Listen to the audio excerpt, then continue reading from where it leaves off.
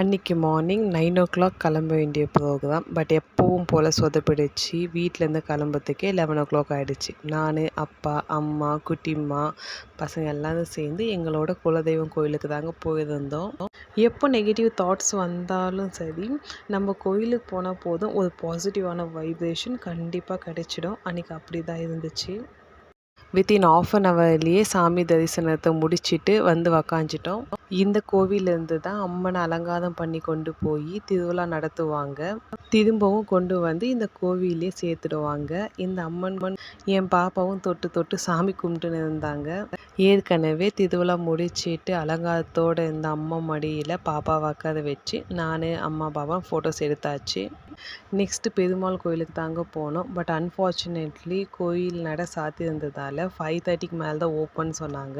So அங்கேருந்து வீட்டுக்கு return கிளம்பியாச்சு.